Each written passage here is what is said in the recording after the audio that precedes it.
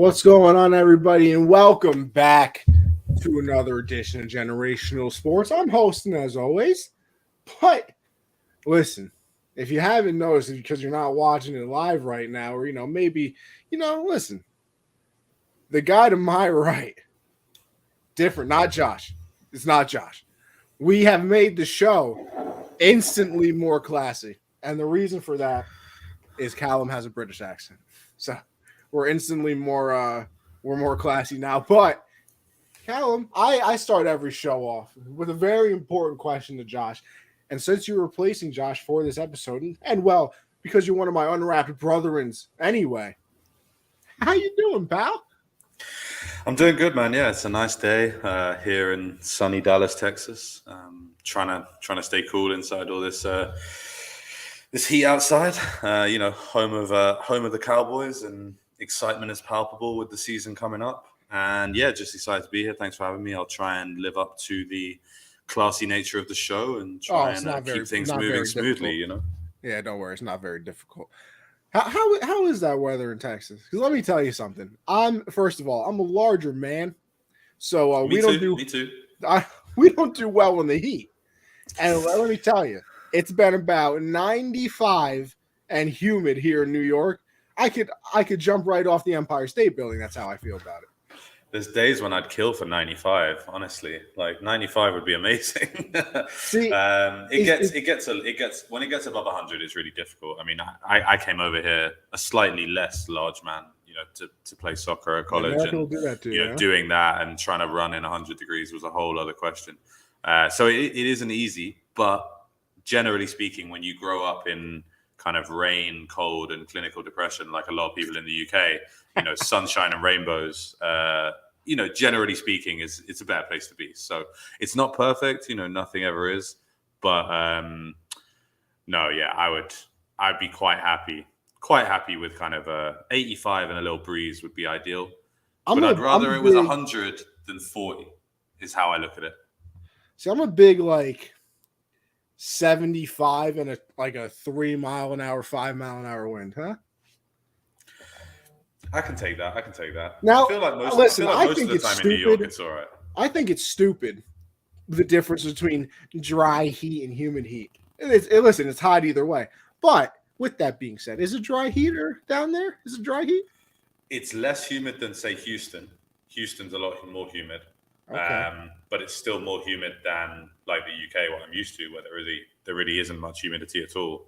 But yeah, I mean, I can't imagine being in kind of Arizona where it's 120 but dry. Like, I think that would be sapping. So yeah, I just don't know. I just don't know how I feel about dry heat versus humid heat. Like, I feel like, listen, it's hot either way. I think it depends on what you're doing. Like, as bigger guys, slightly on the sweaty side anyway. Yeah. But when it's humid and it's just everything sticking to you, if you're trying to impress people, it becomes awkward when you're covered in sweat constantly. But if you're just kind of hanging out and chilling, then I'm good with the dry heat. Now let me tell you, my brother got married. Well, I mean, hey, it must have been 2 weeks by now, huh? Had to put that suit on. First of all, I looked fantastic. If anybody hasn't checked it out, the Instagram, Anthony_Conover, go shoot me a like over on IG. But I look dashing, but a little toasty. There was definitely some sweat going on. And you know what, Callum, I don't think I ever asked you this, and we've spoken to many a times. When did you come here? August of 2013 originally for college. And then, it was in San Antonio until about 2018. Had to go back to the UK for a few years, and then I got back to Dallas in November of 21. So getting towards kind of 9 months back in the States now. And looking forward to my first full NFL season in the US for a few years now. Now I got to ask the typical question too. What was the culture shock?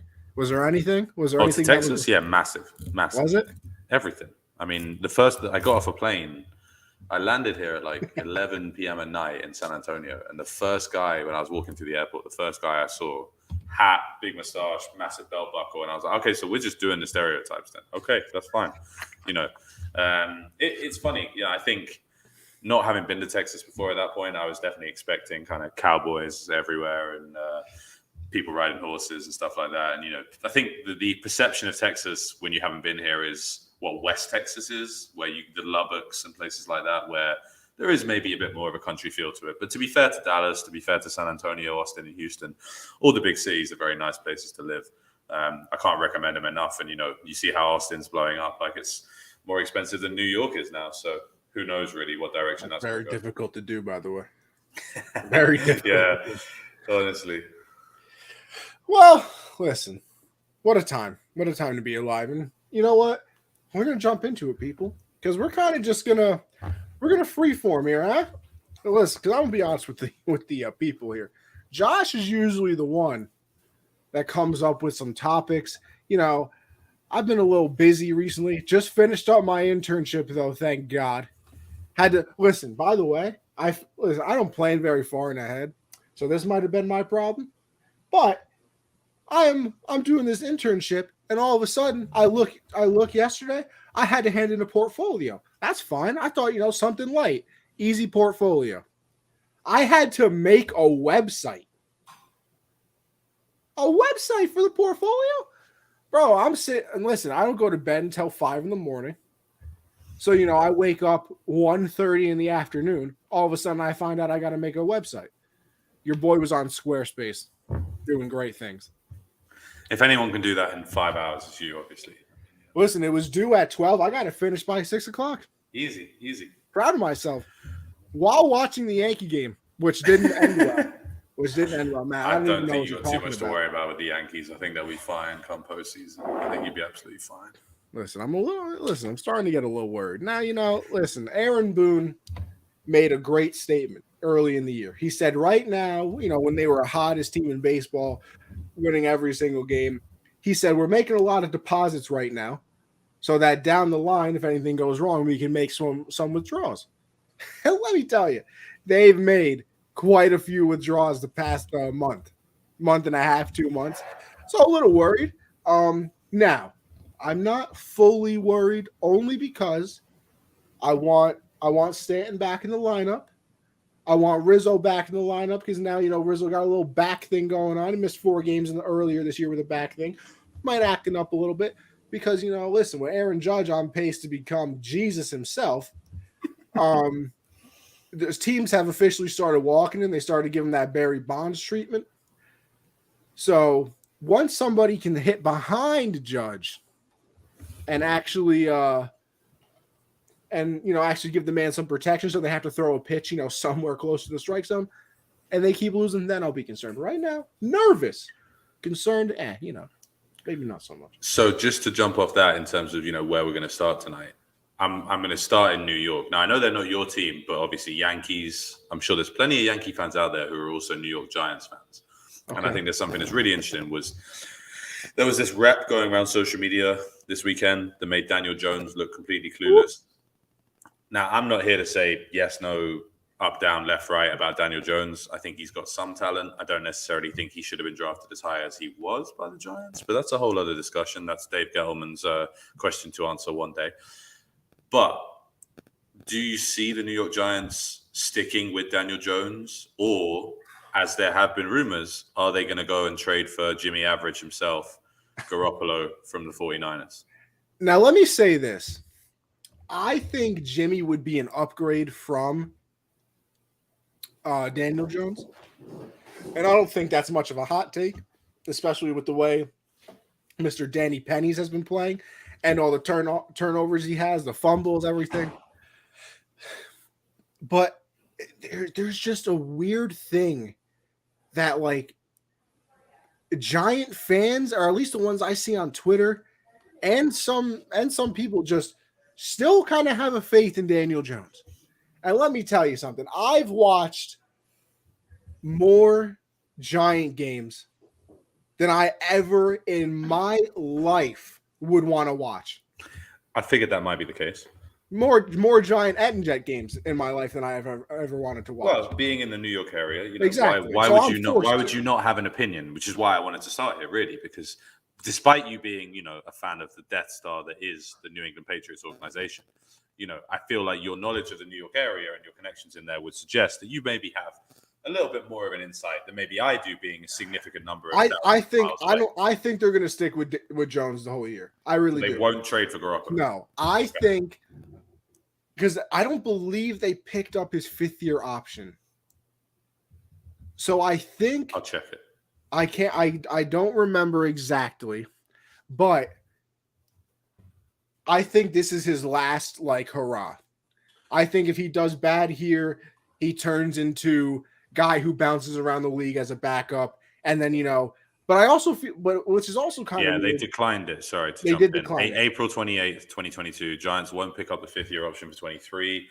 So the 2019 first-round pick will be entering the final year of his rookie contract in 22. Okay. So listen, that's it's an out for them if it goes badly, but it's also maybe a costly decision for them if it goes well.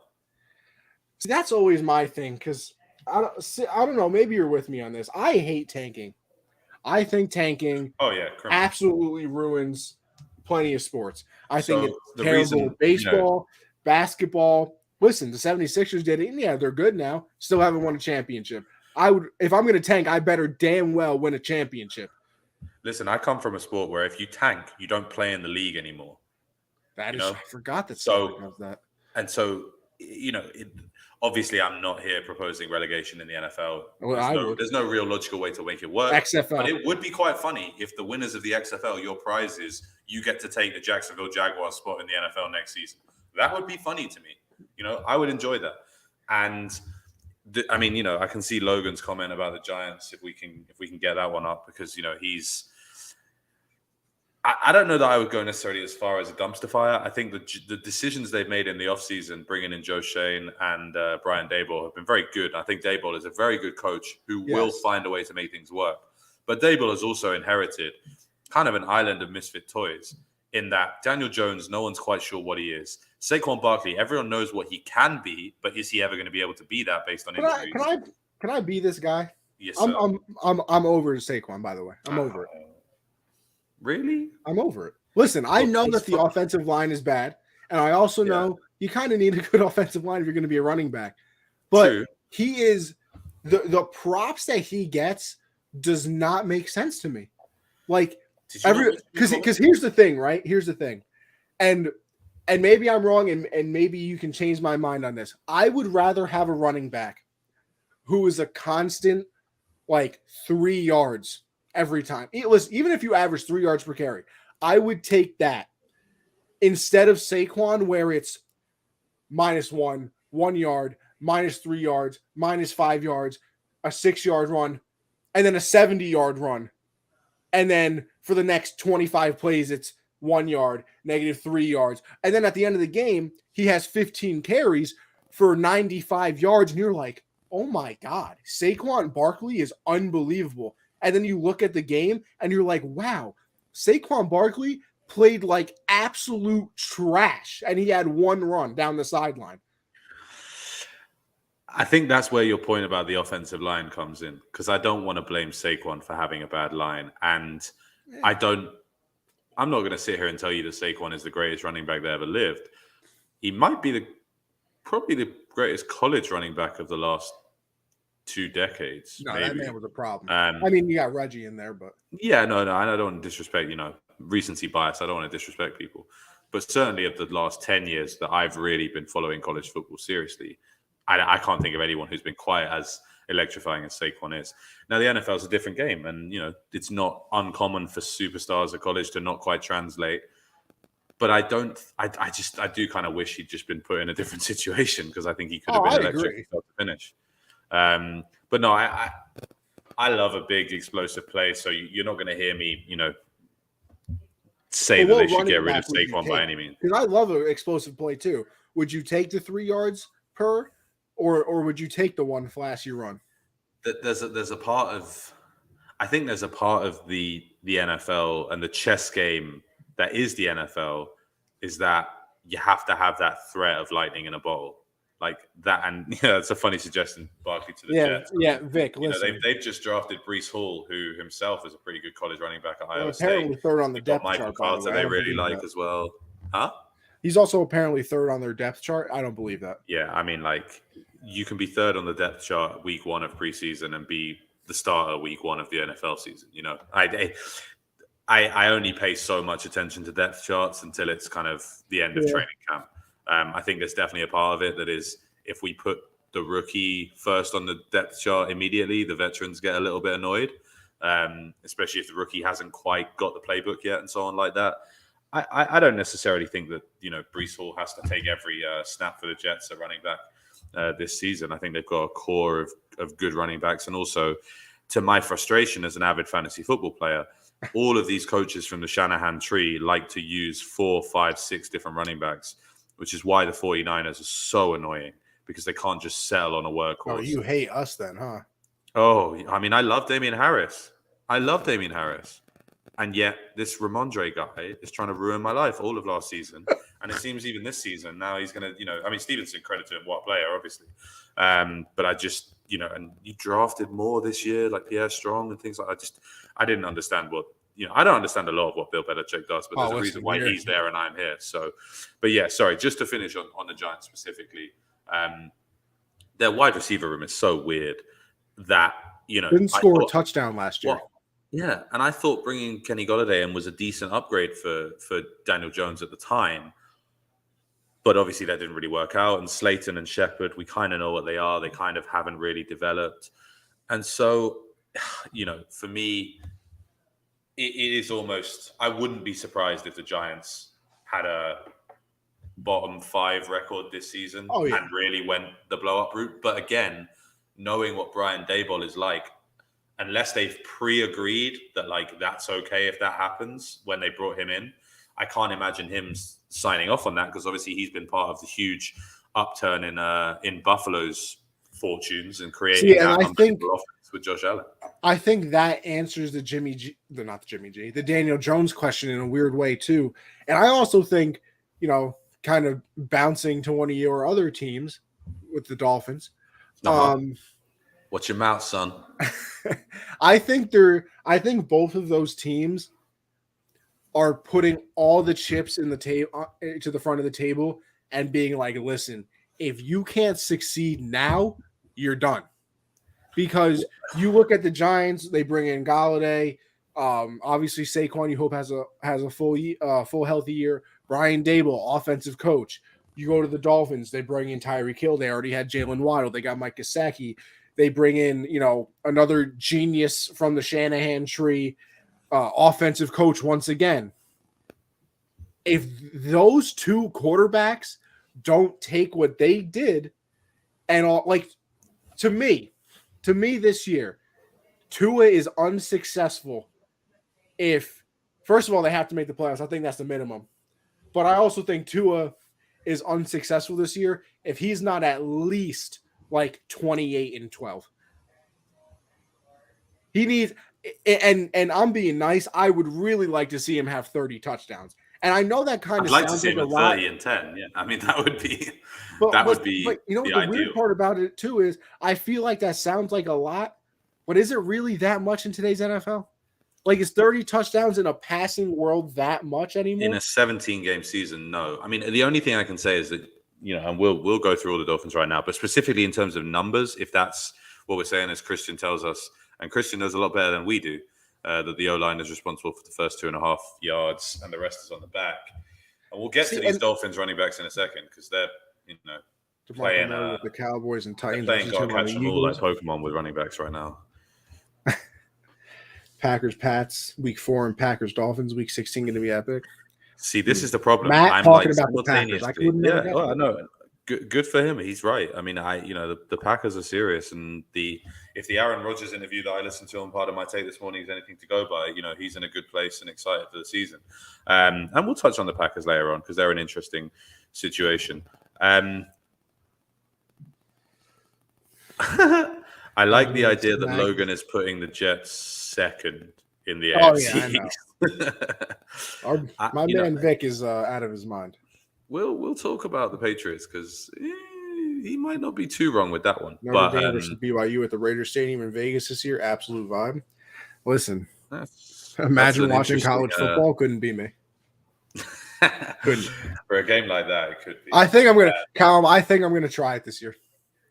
It is good. It's just not the NFL. Like it's enjoyable and it's lots of fun. And I think you just go into it. One thing you can guarantee is that you and I'm pretty sure on the same page that like I like my NFL games filled with points.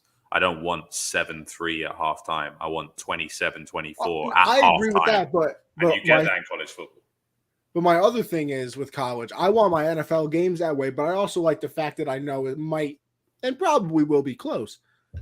I'm not watching Alabama versus NYU, bro. I'm not watching it.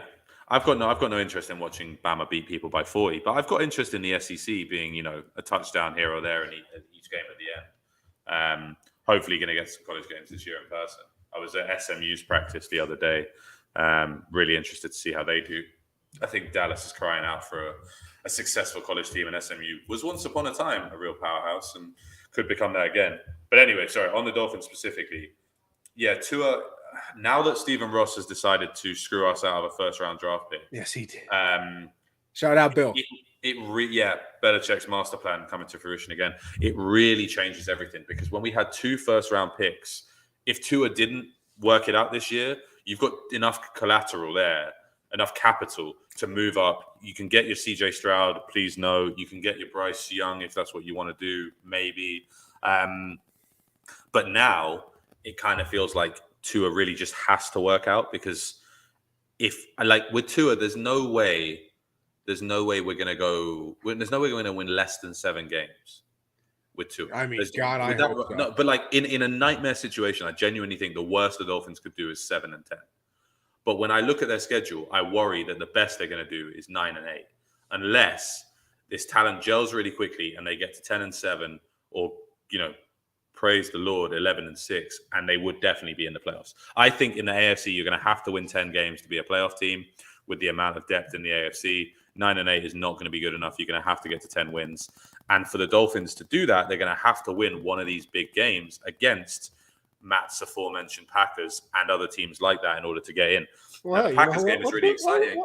Why don't we do something? Why don't we look at the schedule real quick, huh? Okay, we can do it. Because listen, one of my favorite things in the world is the ever famous and never boring win-loss, win-loss, loss-loss, win game that I like to play.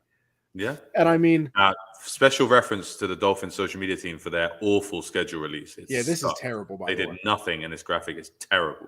I went to Google and typed in Dolphins schedule. So maybe they did do better, and I just found it bad. This was all it was. They didn't even do a video on schedule release night. So,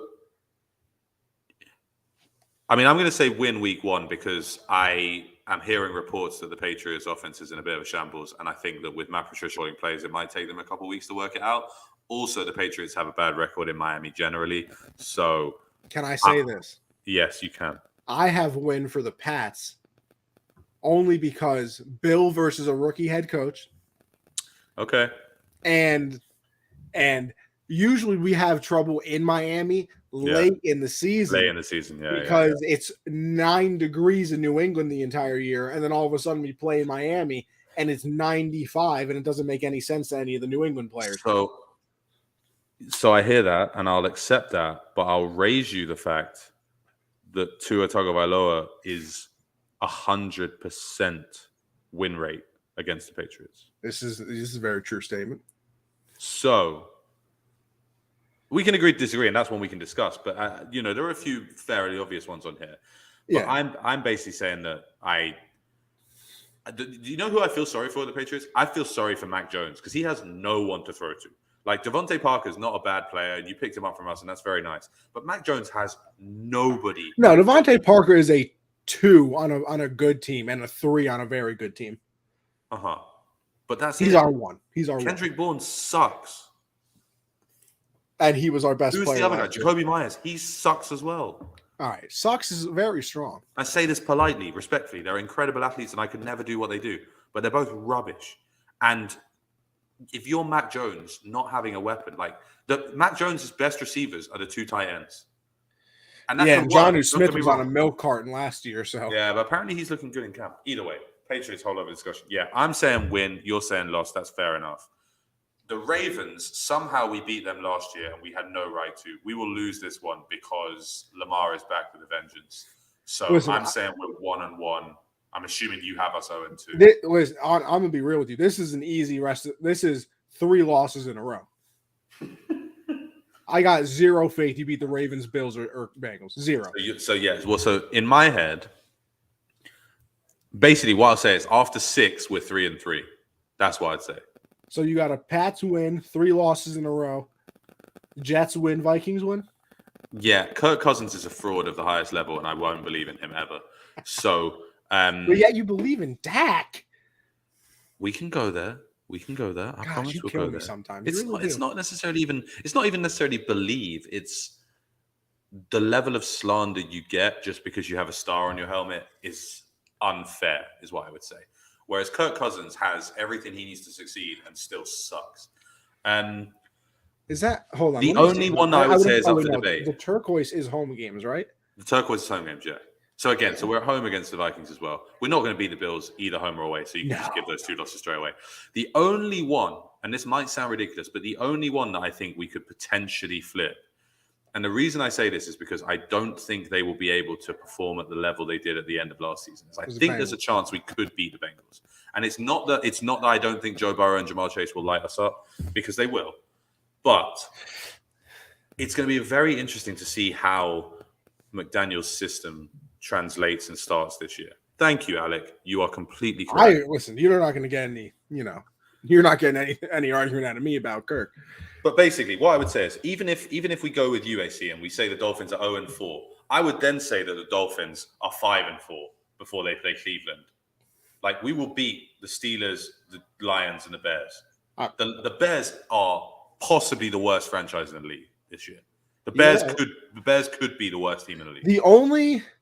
The only argument you'll get, and it's funny because I just said how average he is. I could see you guys losing to the Vikings. I could see it. I'm not saying it happens. Yeah, it's not impossible. It's not impossible. But I don't have the Vegas lines for these games in front of me right now. But if I was going to predict the Vegas lines for these games right now, I would say we'd be slight favorites against the Patriots, probably about a touchdown underdog against the Ravens, probably about 10-point underdogs against the Bills, probably about 4 points against the Bengals. A field goal favorite against the Jets. Against the Bengals, and the Bengal game is away. Nah, you're at least an 8-point dog. 8? Okay, I'll take +8 for sure. I'll take +8 there. But either way, let's say a touchdown against the Bengals. I'd say a field goal favorite against the Jets. I'd say maybe a point favorite against the Vikings just because of home field. I'd say a field goal favorite against the Steelers because we're at home and prime time. I'd say we're a field goal favorite against the Lions and a touchdown favorite against the Bears. The question really is that Browns game in Week 10. Will Deshaun be back? Because if Deshaun's not back, there is not a cat in hell's chance we're losing to Jacoby Brissett. So by the time we get to the bye week in Week 11, after 10 games, we will either be 5-5 or 6-4 at worst, is what I would say. Here's my thing. And I obviously know the Browns will be a lot better with Watson. Yeah. I think people are slightly, not that Jacoby Brissett is good. Oh, no, and I take this point. I know where you're going, and I take your point completely. I agree. Yeah, I do agree. that they're a run team. Yeah. They are going to, for lack of a better term, and, pause real quick, pound it down your throat with Nick Chubb and Kareem Hunt, although Kareem Hunt apparently wants out of Cleveland. I guess I kind of understand why, but I also don't, because you're part of an unbelievable running back duo and you get enough playing time as it is, and you're probably going to be on a very good team if Watson comes back. So I don't know why he would want to leave, but that's a different story. He's the lightning in Thunder and Lightning, and I understand that, everyone wants to be Thunder, but I don't really see him leaving Cleveland at all. And what I will say is I really do think the Browns will be a better team than people think with I think they're going at minimum 3-3 when Watson's out. Yes, because they've got an incredibly easy schedule. They have the easiest schedule in the league, actually. I think they'll actually go 4-2, but what I will tell you is they will lose Week 1 to Baker Mayfield and the Panthers. They will get killed by Baker Week 1. I don't guaranteed. see it. I think they win. No, I think their only 2 losses are against the Chargers and Patriots. I think they beat the Patriots. See, I don't know, because we can focus. But then again, and this is not a bias thing, but I'll be honest with you, AC. I'm really low on the Patriots this year. Listen, I have the Patriots going 7-10, and that's my team. I might be leaning 6-11, and I can't even say that seriously with Bill Belichick at the helm. But I'm not worried because I want you guys to suck and lose, but I'm worried for the Patriots. Anyway. Yeah, we'll go back to the Dolphins. So I think can we agree roughly that we reckon after 10 games that we'll be on the verge of 6-4, shall we say? Yeah, I can agree with that. So after the bye week, we then get the second worst team in the league, the Texans, at home. So roll with me and we'll say we're 7-4, which looks like you're in a great position. But the problem is your next 4 games are an absolute gauntlet that you could lose all of them. And then you've got the Patriots away and the Jets to finish the season. So it goes back to what I was saying earlier, is that I genuinely think Tua could have a really good season and we will still finish at best 9-8.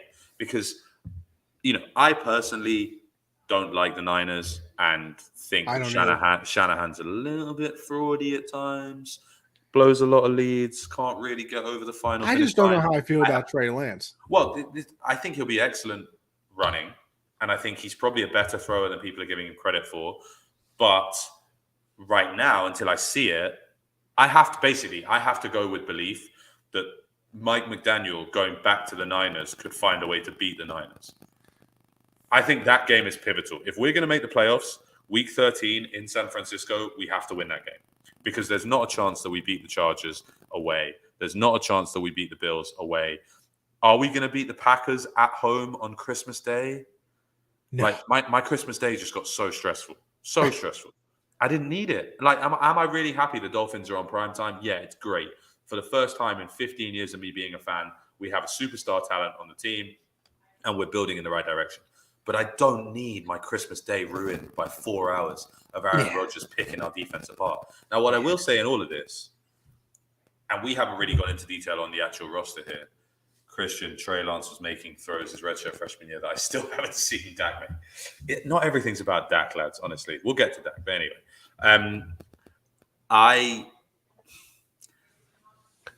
I think the Dolphins' defense is being underrated by large swathes of the league. A lot of people are talking about how a lot of this rests on Tua. But last year, our defense won us multiple games on their own. And they've only gotten better. And I really do think that the young, fly-around-the-ball defense, Mike McDaniel is the sort of coach that can galvanize his troops and bring people together.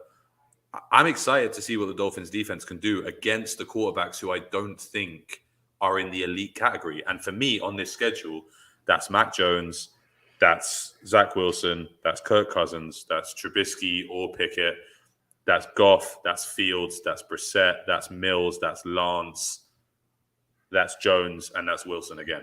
So if you're telling me, basically, if I'm telling you the games that I do not think there's any way we can win, it's Chargers, Bills, Ravens, and maybe Bengals.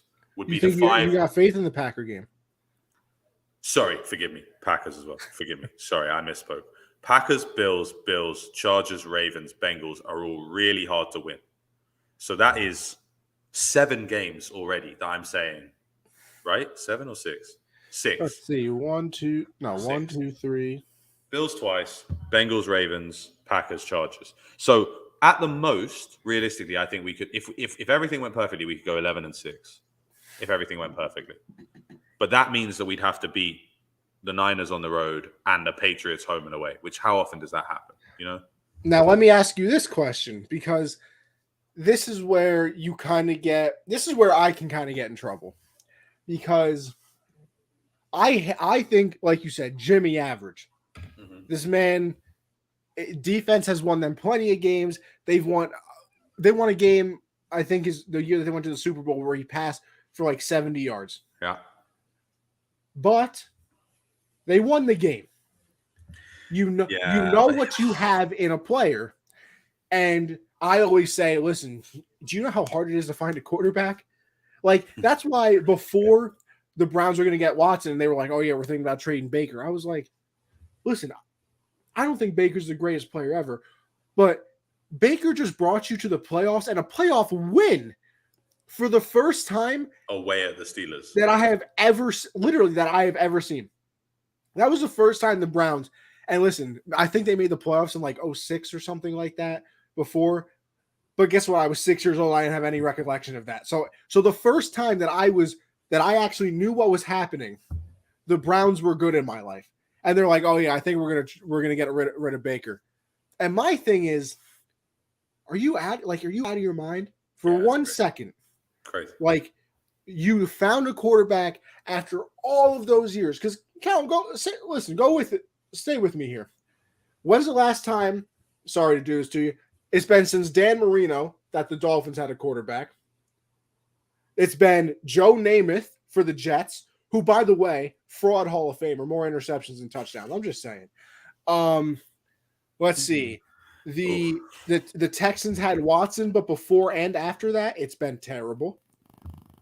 I mean, the Lions had Stafford, but I mean, before and after, I'm good. Like, the Jaguars might have never had a good quarterback in the history of their franchise. So, like, it takes forever to find a quarterback, and I just don't know. Like, the whole moving on thing, like, that's why for the 49ers, I'm like, I understand Jimmy is not what you want, but what if Trey Lance is terrible? Like, what if Trey Lance goes out there, completes 50% of passes, looks absolutely lost? What do? You can't do anything. Listen, it's not impossible. Can we get the Niners schedule if you get a second? Oh yeah, because the Niners schedule will be interesting as well. I mean, it's definitely not impossible. It really isn't. And I wanted to, based on just the kind of conversation we just had, I want to do Niners schedule, then I want to do Panthers schedule, just to kind of examine the Baker thing a little bit closer. The reason why I think they made the right decision in going to Trey Lance is everybody knows what Jimmy Garoppolo is. There's no more questions with Jimmy Garoppolo. There's no surprises. He's not all of a sudden going to develop into Tom Brady. It's not going to happen. So I understand that if you're Kyle Shanahan and that organization, I think it's John Lynch is the GM, I understand you looking at it and going, okay, well, we know what we're getting from Jimmy. We know what we're doing. It hasn't got us quite to the promised land. And, you spoke about that playoff game where he, 70 yards passing in a playoff win. He's the kid in the group project who does nothing and still gets the A. That is what Jimmy Garoppolo is in the NFL. Actually, I went on that long rant. I kind of lost the point of what I was trying to make, because this was the question I was actually supposed to ask you until I forgot, because I'm basically an idiot. I know that we just said, if 9-8, whatever, blah, blah, bad season. But, like, don't you want a quarterback that, like, you can have the faith in is going to win you some of those iffy games? Like, that you would be, instead of the Bills being, 2 L's on the schedule, would you want a quarterback that's like, damn, both of those games is a toss-up? Oh, we're going against the Bengals? Yeah. Oh, it's a toss-up. So what do you do? And here's the thing. What do you do with Tua if he does have that, like, what if he has a 25 and 12 season? Nothing good, nothing terrible, I guess. But they end up 10-7 or 11-6, and you make the playoffs. Do you say, oh, look, we made the playoffs? Or do you go, yeah, we made the playoffs, but was it really Tua? And then do you move on? Because that's, like I said, that's where I get in trouble, where I want that quarterback, but it's also, we just did something and it's very hard to find a quarterback. And the next one we draft might be terrible compared to the one that we literally just had in our building. What would you do? Yeah, before we jump to the Niners schedule, because it's kind of relevant with the 49ers right now. Yeah, no, anyway. It is. It's a similar situation. I mean, what's funny is everyone seems to be saying, and I've kind of said it myself, that this is the make or break year for Tua. But there is a situation where he kind of buys himself an extra year, if that makes sense. There is a situation where he can perform just well enough to not answer all the questions, but buy himself one more year. Because, again, it's not been the easiest of start to his careers in terms of people around him and his coaches. And again, this is a brand new offense. And there is a thing about, the first year in a new offense with a new head coach may not be seamless. Yeah. So I think Tua does have some excuses. I'm hesitant to put like numbers on it because, I think at the end of the day, quarterback passing touchdown stats can get screwed a little bit, where you could have had 5 or 6 plays in a season where the guy gets tackled at the 1 and they sneak it in or they run it in and you don't get a passing touchdown, when in reality, you should have been 6 or 7 touchdowns better off than you actually were. And interceptions as well. Like, what I would love to develop is some sort of metric where, like tipped interceptions only count for like 0.25 if it's off your receiver's hands and he should have caught it or something like that. There must be a way to kind of weight it when like a terrible throw to straight to a defender, maybe that's worth double or something like that. So there has to be a way to kind of narrow it down a little bit more. I think that Tua will perform well enough to, I genuinely believe he will perform well enough to keep his job. But again, if he breaks out, we'll go 10-7 and be comfortably in the playoff. If he plays kind of as he's played before, we'll either be 8-9 or 9-8 and just miss out. And as Christian says, no way that offense doesn't put up 45 touchdowns total. I hope it's more than that. Across 17 games. I mean, you hope so. You got to be hitting 50 at least. Realistically more than that. But no, I am feeling positive about the Dolphins, generally speaking. Provided we stay injury free, I do think there's a good chance we can have a good season. But the AFC is just so loaded. And that's why, this 49ers thing is so interesting. Because in reality, if the 49ers stuck with Jimmy G and played Jimmy G all season, the 49ers would make the playoffs in a wild card spot. Guaranteed. Oh, easily. With Trey Lance, the 49ers could miss the playoffs or they could win their division. That's the question. Because Trey Lance is such an unknown commodity. And just as Patrick Mahomes was when he started for the Chiefs, no one had any idea what was going on.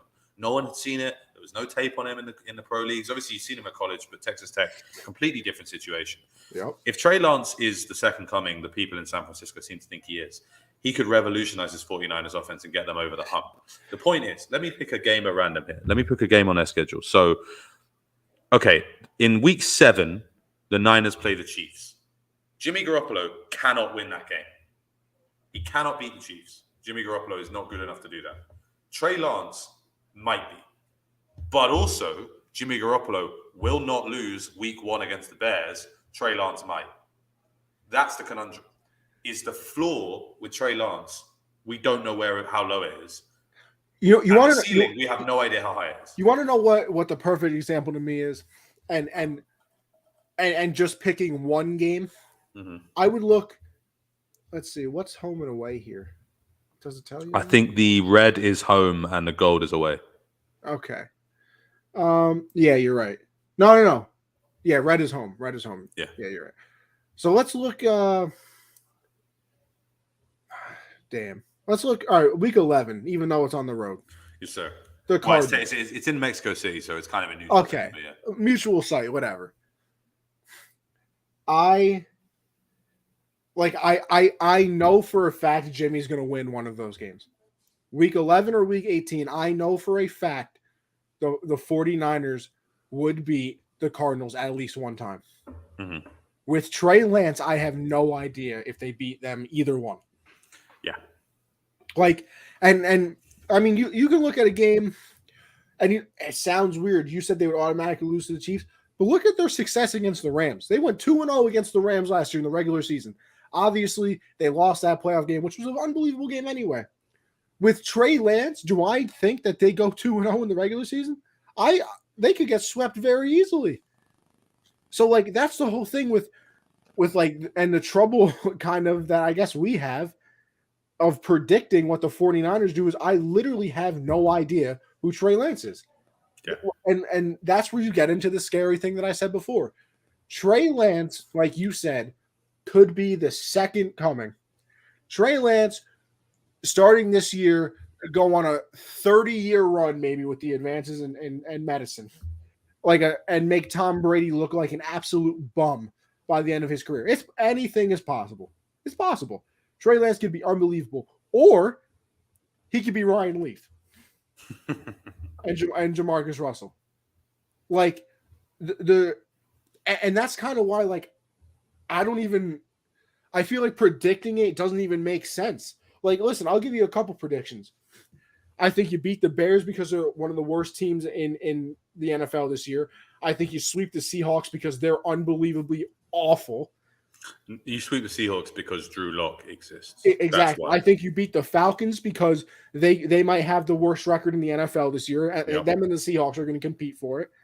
And then, listen, I'm sorry. I look at the rest of the games, and I have no idea what you do. I don't listen. Like we said, if Trey Lance is good, they can beat the Broncos. I think they could. If they're good, if he's good, they could beat the Rams at home. If they're anyway good, they'll beat the Panthers in Week 5. But I appreciate that you're believing in Baker with me that Baker will win that game. I am not a Baker hater like everybody else is. And maybe you'll agree with me on this one too. I've had a couple talks about this. I think if Baker sits out last year after he gets hurt, none of this happens. 100%. I think there is no way Deshaun Watson is on the Browns if Baker doesn't play. I wouldn't say no way, but I would. I guess I mean. Then again, I guess I am kind of saying no way because I would say if he sits out last year and the last memory we have is him winning a playoff game. Yep. I think that they would kick the tires on Deshaun Watson. And then once he said, hell no, I'm not going to the Browns, they'd be like, okay, never mind then. And then they would say, okay, Atlanta, have fun. But instead, they saw what Baker did last year, and they were like, okay, guaranteed contract, Deshaun Watson, please come play for us. I'm begging you. We haven't had a good quarterback in our entire lives. It's really difficult because I really liked Andrew Berry, GM of the Browns. Like, building the Browns YouTube series is really good. Lots of the teams do them now. The behind the scenes of the draft, like they do full on in-depth behind the scenes stuff. And Andrew Berry did some really good stuff with the Browns, but his decision to go for Deshaun Watson and let go of Baker will go down in history one way or another as a franchise-changing decision. Now, who knows what will happen with Deshaun Watson? Obviously, he's being suspended very correctly. Probably should be suspended for longer than he was given initially. The NFL is appealing. We will have to wait and see what happens. But after that, and we assume he will, he gets back on the field, what happens with Deshaun in Cleveland will be very, very interesting. However, I think, you're absolutely right. See, if Baker gets hurt, I think it was against Houston, maybe, or maybe it was the Chiefs. I can't remember. When whoever he got injured against in like week 3 last week, if Baker does not play, he's still the Browns starting quarterback now, for sure. Because here's my other I feel like people forget. Like, it's very easy to go back and look on the season and be like, yo, Baker was terrible. And listen, they played the Patriots. Baker was awful. Patriots won the game, blah, blah. Yeah. And I was like, wow, Baker really is bad. And then you look at it, Baker Mayfield's injury status at one point, and I'm not lying, was body. Yeah. It wasn't even specific anymore because both of his knees were shot. He had a back problem. He had the shoulder thing. And I feel like people look past the shoulder thing because it wasn't his throwing arm. Listen, and I'm not a professional athlete, as you can, surprising. Callum, I know it's surprising. Don't give me that shocked face or anything. But he was saying that he couldn't sleep at night. Callum, I don't sleep at night, and I am a miserable, sloggy human being. Imagine playing in the NFL with 4 hours of sleep because your arm is in a sling and you have to sleep in a chair. Yeah, it's not possible. It's not possible. Yeah, he has a whole body injury, and everybody's like, oh, yeah, he's done. He had one good season. But I'm like, bro, if you don't like Baker, that's your thing. But, I would not look at last year as oh, that's Baker's career. And I will this is the key point with the Panthers. Saying that you don't like Baker, fine by me. He rubs people the wrong way. I personally love it. I like my players to have some attitude. I like my players to believe in themselves. I like the fact that if Kansas fans are going to say something to him, he's going to turn around and grab his crotch. I enjoy that. It's good character. I want good characters in the league. And I genuinely believe that he will prove himself this year in Carolina, that he is a good player to go along with that. The judgment of Baker based on last season and the injuries he sustained was not fair. And remarkably, it is partially on him. So I will say this. He definitely was holding onto the ball too long at times with his injury. But he's the kind of guy who is trying to win and trying everything to find a way to win. He was desperate to make it work in Cleveland because they drafted him. They gave him the blessing and the pressure of being the great white hope. And he was that for a little while. If the Browns, for all their very good offensive line play, did not protect him very well in pass protection last year. Now, again, admittedly, some of that was him holding the ball too long, but the Browns were more effective running the ball than they were throwing the ball. And that is not just on Baker Mayfield. That's also that the line was better creating running lanes than pass blocking. Sometimes it's how it is. But, so, let's just quickly do this 49ers schedule, because then I do want to talk about the Panthers schedule for sure. But yeah, I think you're absolutely right in what you're saying. In terms of definite winnable games, I see Bears, Seahawks, Falcons, Seahawks, and Commanders as the ones that they will win, probably no matter what. You're not facing my guy, Pennsylvania? I've got no faith in the Washington Commanders as an organization, full stop. Wensington, D.C., Yeah, I like to think that Carson Wentz will have a resurgence. I don't hate Carson Wentz at all. I quite like Carson Wentz. But Callum, I don't think you were the rest of that roster is lacking in. Huh? I don't think you were with us at the time. I might have picked Carson Wentz to win the MVP last year. In Indianapolis? I might have. It's possible. Ooh, yeah, that was before I arrived. Actually, no. I don't know if it was in Indianapolis or it was his last year in Philly. But one of those years I picked him to win the MVP. Are you still a believer? Oh, listen. I'm going to ride with it till I die. It's my thing now. It's my thing now. I said, when it used to be Pennsylvania, then it went to Winston-Appolis. Yeah. Now it's Wensington, D.C. Oh, I like that. That's good. That you can make some T-shirts with that. You can make some money there. When he wins the MVP, I don't want to hear nothing. It wasn't 2020. Okay, there you go. Okay, cool. Yeah. All right, can we? I appreciate we're probably running out of time. Can we do the Panthers schedule real quick? Listen, Cal, we got nothing but time, unless you got something to do. Because got to cook dinner for the wife or something. See, look at this guy. Hold on, let me pull up the Panthers schedule real quick. And here we are. All right. The fact that Sam Darnold is on here, by the way. Yeah, he won't be for long. is incredible to me. There's a realistic chance they're 3-0. I would say especially if Jameis limped off for the Saints today in practice, and they're saying it's nothing major, and probably isn't. But if Andy Dalton's the starter for the Saints, there's a real chance that Baker can beat Brissett, Daniel Jones, and Andy Dalton with his eyes closed, as far as I'm concerned. I got to stick to my guns and say the Browns win week 1, I guess. Okay. Because I've said that, but I definitely see a win at the Giants. I mean, come on. What are we talking about? I tell you right now, whatever wager I put on week 1 games, there is no way that I am not going to pick the Panthers to win week 1. The narrative writes itself. It might be possible I placed a 14-cent 17-game parlay for week 1. Okay, I'm going to need you to talk me through that before we finish. I'll pull it up right now after this. Don't worry. But this is the thing. This is, again, I think it's so funny the way this works with kind of NFL schedules. I feel like teams go up for a few games, then they go down for a few games. And like I say there that they're going to be 3-0. I then think they'll lose at least 2 of the next 4, probably 3 or 4 of the next 4.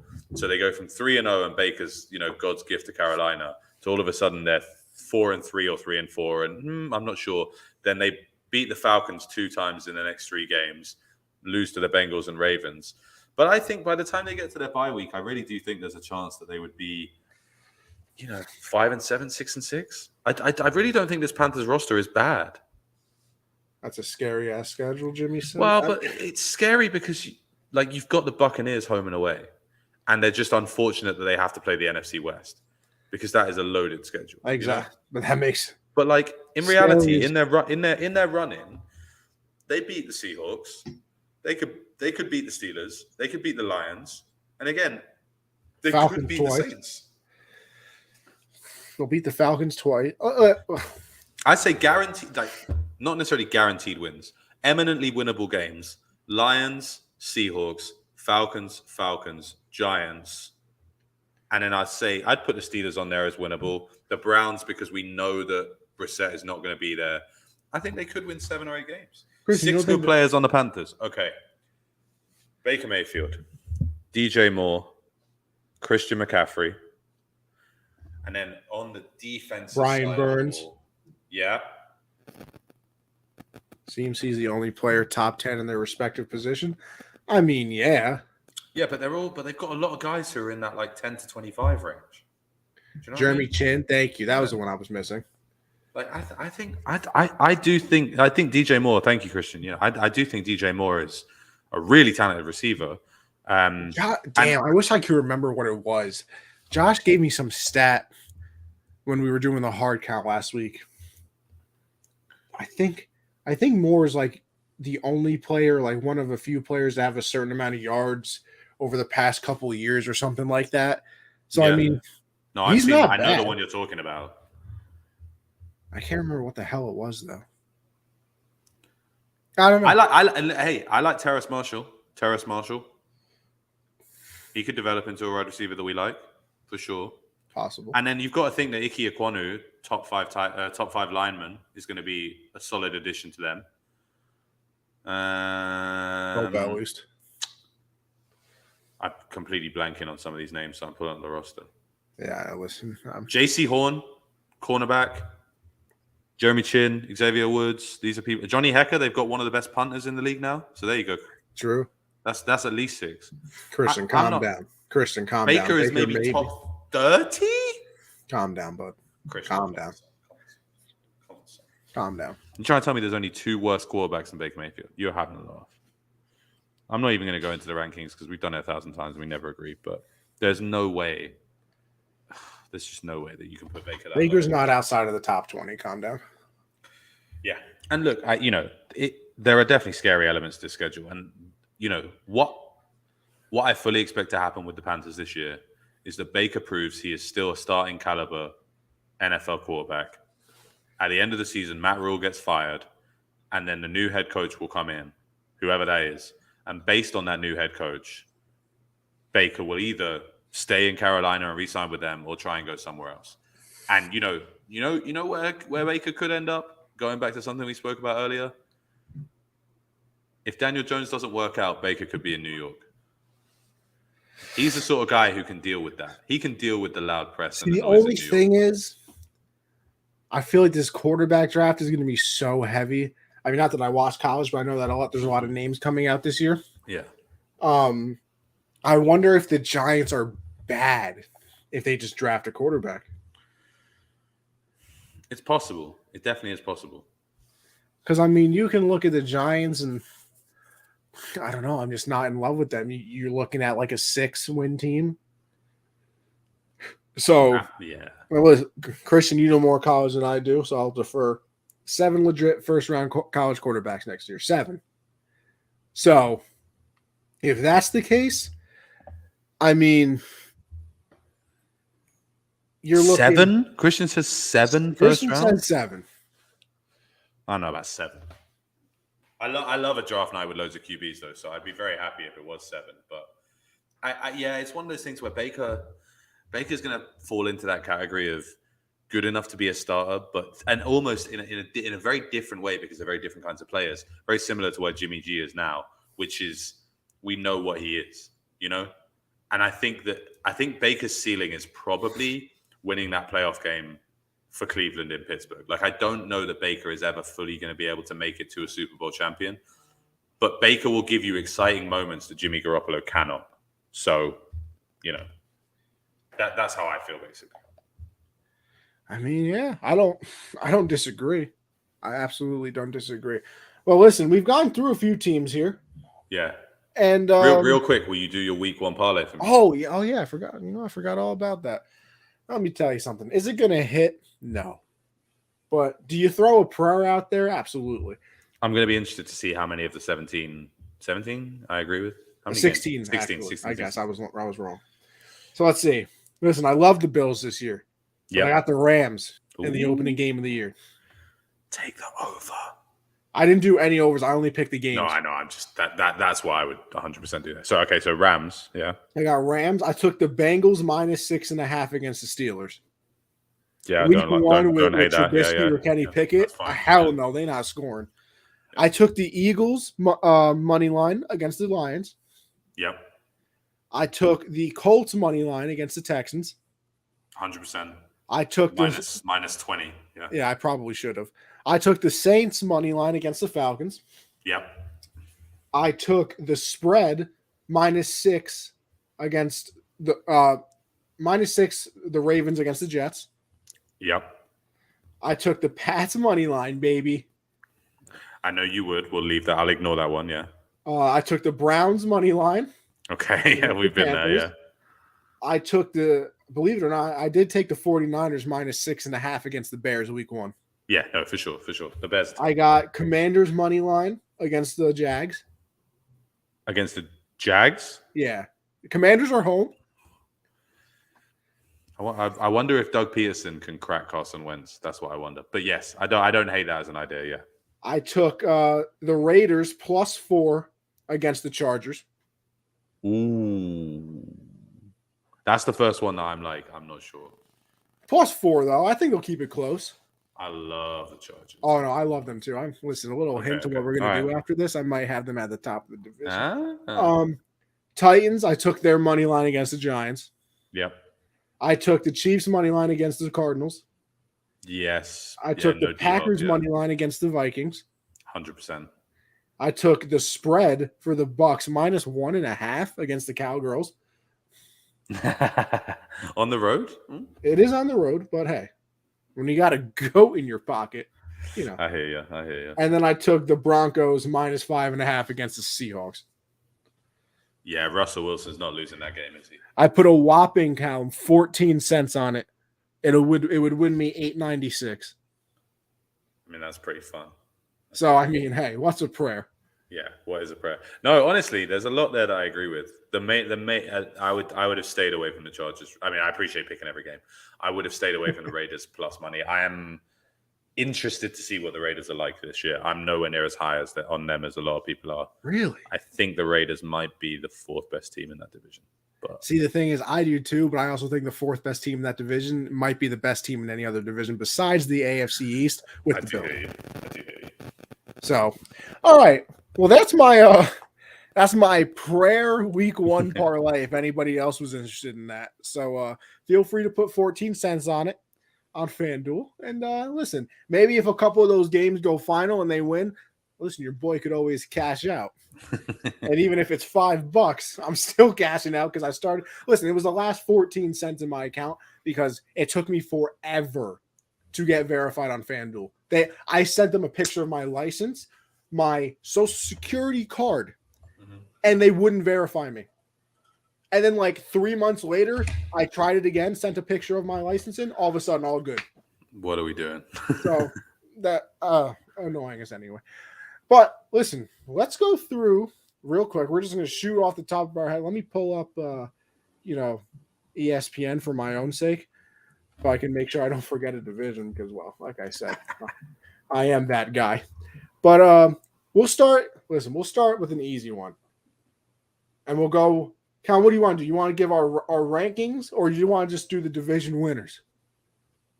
I'll do rankings. That's fine. I'll do 1 to 4 just quickly, yeah. Yeah, we'll do a nice little ranking. How about? All right, fine. I'll pull up the preseason standings. How about that? Show everybody where we're going with this. Go to the standings. Bam! There you go. Preseason standings. Look at that. If I'm ranking this, it's fairly simple to me. Yeah, I got the Bills on top. I do have listen, this is the order. I got the Dolphins next, the Pats, and then the Jets. I'm a Patriot fan. I'm a very realistic person. Our offensive coordinator is either a former defensive coordinator or Joe Judge, who called kneel plays for the Giants last year on like a 3rd and 20. So those are our 2 options. Don't have a real wide receiver room. So, not much faith here. Yeah, I kind of agree. I mean, I think basically, I genuinely think there's a clear 1 and 2, and I think there's a clear 3 and 4. And I think there's really a clear 1 and a clear 2, and then 3 and 4, I think is a little bit of a toss-up between Patriots and Jets. See, now you're getting a little disrespectful here. It's not meant to be disrespectful. What it is I believe that the Jets massively improved in the draft, massively. So we'll see if they can translate that into production. And I don't mean it disrespectful, but yeah, I'm glad we agree that the Bills will win the division. I mean, yeah, but for me, it's Bills and then like the Grand Canyon, and then the Dolphins, yeah. The Empire State Building on top of it, and things of that nature. The state of Texas, maybe. You go to the North. Yeah, I got the Bengals. I have the Bengals winning it because I love what they did. Obviously, they have all of their returning pieces. Mm-hmm. Man, they finally did it. They did what the Colts should have done for Andrew Luck, and they got him some offensive line help. So I think they're going to improve massively. I would put the Ravens next, then probably the Browns, and then the Steelers. I think the Steelers' first year ever with Mike Tomlin go under 500. Yeah, I mean, I'm worried about that because I really like Tomlin's record of not going under 500. I have Ravens 1, Bengals 2, Browns 3, Steelers 4. So basically, just as it is on your screen, put the Ravens at the top and then go down. I think Lamar will be back with a vengeance, and I just really like that Ravens team. So no disrespect to the Bengals, but I think they kind of caught lightning in the bottle last year at the right time, and I reckon that the Ravens will do it. And then in the South, I have the Colts as the winners. I have Colts, Titans. Massive toss-up between the Jaguars and Texans. I think they'll both be bottom 5 in the league teams. I'm going to lean the advantage towards the Jaguars just because of a new coach bounce, and I think that Trevor Lawrence and Travis Etienne will rekindle a bit of their Clemson magic. I can agree with that. I'll stick with you there. I don't mind it. And then West? Tell me your West, yeah. I guess this is kind of where I get in trouble because everybody still loves the Chiefs. But God, without Tyreek Hill, can't you just look at Travis Kelce and say anybody but you was allowed to beat us? That's what I think is going to happen. So I go with the Chargers at the top. And then listen, it's people find me disrespectful, but I still put the Chiefs second. Mm-hmm. I put the Broncos third, and I put the Raiders last. And I think the Raiders might win 10 games. I think every team in this division could win 10 games. I swear to God, I really do. Talent-wise, yeah. I don't know if the math quite works out for that to even be possible. It's possible it does. I think it's really hard not to put the best player in the league winning his own division, and that's the problem with Mahomes, obviously. No, we already put Josh Allen in the East. It's all right. Ooh, okay. I love Josh Allen, but interesting. I think this is another clear 1 and 2 and a 3 and 4. I have the Chiefs and the Chargers as 1 and 2. I'm happy to lean either way on who's 1 and who's 2. I just think they're the 2 best teams in the division. And then I think the Raiders and the Broncos are 3 and 4. Again, not by a long way. They're both great rosters. But I'm not as sold on Denver's wide receivers core as a lot of people are. I don't really buy the Cortland Sutton hype. Jerry Jeudy was great at Alabama, but he needs to produce it in the big leagues. What's funny for me is that Russell Wilson left basically the 3rd best team in the NFC West at the time to become the 3rd best team in the AFC West. That's Broncos country. Strange. That's right. I'm going to hazard a guess that you're going to have not the Cowboys at the top. No. Come on. What are we talking about here? I got the Eagles winning. Mm-hmm. I got the Eagles with the division, the Cowboys second, Commanders, Giants. Listen, when's the last time a back-to-back division winner? Like 2004? No, I know. It's possible. The Eagles got a lot better. I mean, I'm basically having Cowboys and Giants top 1 and 2 for sure, and then Commanders third. Sorry, Cowboys and Eagles top 1 and 2. Oh my God! Sorry. I've never been that scared in my life. No, I know. Cowboys and Eagles 1 and 2, Giants 4th, Washington 3rd, and then in the North, until someone proves this otherwise, this is Aaron Rodgers' division to toy with as he likes. I have the Packers all the way. I'm going to go out on a limb here, and I'm going to put the Lions second. Really? And the Vikings third, and the Bears 4th. And this is maybe just to stir up some emotions, but equally, I really like Dan Campbell. I really like the Lions. I can't wait for Hard Knocks. Yeah, I'm so excited for tomorrow night for Hard Knocks. Oh, it's tomorrow? Yeah, tomorrow night, episode 1. Oh, now that's an interesting development. See, look at this guy coming on my own show, dropping knowledge bombs. I love the way they went after Jameson Williams in the draft. I know he will take a few weeks to get ready, but Jameson Williams is absolutely electric. So I'm all in on the Lions being good. And the Vikings, again, I go back to the Kirk Cousins. With Dalvin Cook, Justin Jefferson, and Adam Thielen on that roster, they should be a playoff team every single year, and they're not. And it has to be to do with the quarterback as far as I'm concerned. See, I can't listen. Love Dan Campbell. Can't get there with you. Especially because Jared Goff is the quarterback of the Lions. I hear that. So I agree with you though. Packers until somebody proves me otherwise. Although a lot of people, and by a lot of people I mean Colin Cowherd, apparently love the Vikings to win this division for some reason. I'm not sure. I guess because first season with a new head coach. No, thank you. Yeah, I guess it's because they have an offensive coach now and blah, blah, blah, blah, whatever. Don't care. Didn't ask. Not for me. Not for me. Packers, Vikings, Lions, Bears. Fair. For me. South. I'm assuming we're both going Bucks first. Of course. Come on. And then probably Saints second and Panthers third. And I think the Saints are going to make the playoffs, by the way. Okay, yeah. Well, if Jameis stays healthy and plays as Jameis was playing before his injury, yes. Michael Thomas back. Listen, we say the slant boy thing, but you lead the league in receptions. He had like 145 receptions that year. You don't do that by accident. Yeah. The dude is good. Like, we say slant boy, but hey, I would take 5-yard slant routes on the Patriots every single game if I could have Michael Thomas. I would pay an unbelievable. I mean, I wouldn't pay it, but a nice amount of money to have Michael Thomas on the team. So you can call him all the names you want, but if you can produce, you can produce. But yeah, I would go Bucks, Falcons, and then Bucks, Falcons, Jesus. Bucks, Careful. Saints, Panthers, and then Falcons. I hear you. Okay, and then the main event, which is maybe my favorite division, and you were talking about hills that you die on with Carson Wentz. I am going to die on this hill that the Arizona Cardinals will win this division.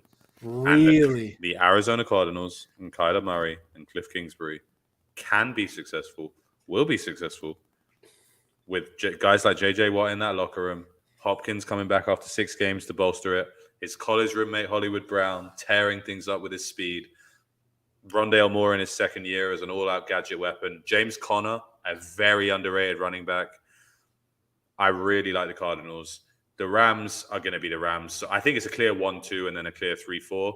I know Christian's watching and I know he's hating it, but I'm having Rams 1. Sorry, idiot. Christian's getting in my head. I'm having Cardinals 1, Rams 2, Niners 3rd, and then unfortunately Seahawks. Even though I love Seattle, I'm having Seahawks 4th. Now, Callum, I just want to make sure you know this. There is a new Call of Duty coming out this year. So, Kyler Murray. Yeah, I've heard the jokes about Kyler. I know he likes to play his video games. But I'm just thinking that if the Cardinals are intelligent, they're going to swap the Call of Duty disc for a Madden disc. And then it all just works out. Yeah, that would be one hell of a trick they would pull off right there. Would be a hell of a trick. Listen, I'm a Kyler believer. I'm a Kyler truther. I will be until he's out of the league.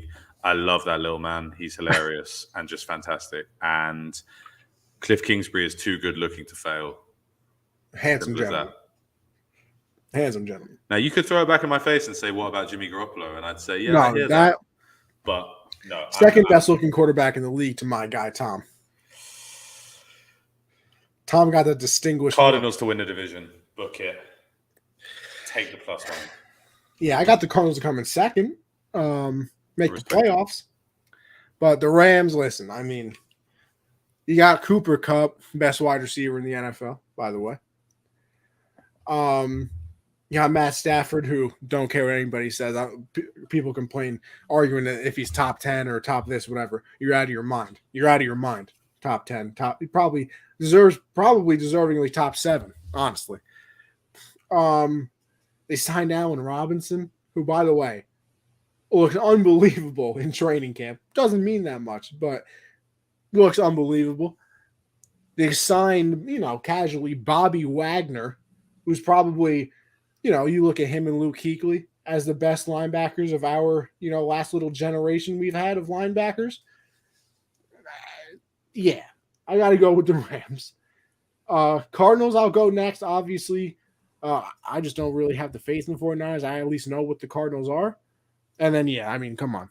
The Seahawks, that's a 3-win team, bud. The Cardinals will be what we can agree on is the Cardinals will be a playoff team. Yeah. I mean, come on. Great. I think if you don't have the Cardinals as a playoff team, you're just hating at that point. You're a little bored in life. Need something to talk about. I mean, who's taking the spot? I just wish I'd known Christian when the Rams were in St. Louis. So I wonder if he'd have been as loud then. That's what I wish. I mean, you never know. But hey, listen, an unbelievable time. We went through some schedules. We talked about it. Listen, we talked about life, about the culture shocks of coming to America. This is an all-inclusive podcast, obviously. You get it all. You get it all here. Talk about it all. If you want knowledge, might not be the place for you. But with that being said, we'll end it there. Callum, and of course, before we go, as our distinguished guest and brought some class to the show this week with that beautiful accent, why don't you tell everybody where they can find you and we can head out? Yeah, I'm at Callum JD Squires on Twitter and Instagram. And if by any chance you are happening to be a soccer fan, I've just launched a new podcast last week, Desert Island Goals, which is at DI Goals Podcast on Twitter as well. All about if you could only rewatch or relive 5 soccer goals for the rest of your life, what would they be and why? And I am planning a little spin-off that we'll have to have you as a guest on AC of Desert Island touchdowns. So if you think about the 5 touchdowns in your life that if you could relive or rewatch and relive that moment, but you could only have 5, which would they be and why? So I'm sure there's a couple Super Bowls in there. My head. Yeah, so that's right now. So if you're interested in soccer, hearing me talk to American guests and British guests, learning about people and how they enjoy the sport around the world, give us a listen. And thanks for having me, man. It's been a pleasure. Yeah, listen, welcome back anytime, my friend, anytime. As for me, you guys know what it is by now, or at least I hope you do. It's 101 episodes later. Come on. Anthony Conover _ on Twitter for my thoughts on everything. Obviously, you can follow the show right there at Gen Z Sports on Twitter. Speaking of Gen Z, if you go over to Underdog Fantasy and you use code Gen Z, you can double your first deposit up to $100. You know, who doesn't want some free money? You put 50 in, you get another 50. You go on Underdog. You bet all 100 and you win some even more money. I mean, hey, with the NFL season coming along, those over-unders get to become very, very fun. I won like $300 last year on, I think it was like week 16 in the NFL. Wonderful time. Love seeing $300 hit the bank account. Obviously, do this every Monday, 7 Eastern, usually with Josh, of course, but hey, got to change it up every once in a while, have some people on. Tuesdays, do the hard count with me and CJ. That is everything in the football world, of course. And then Thursdays, I do backstop banter with me and Michael. There won't be a show this week, at least not to my knowledge, only because I have a Renegades game to go work.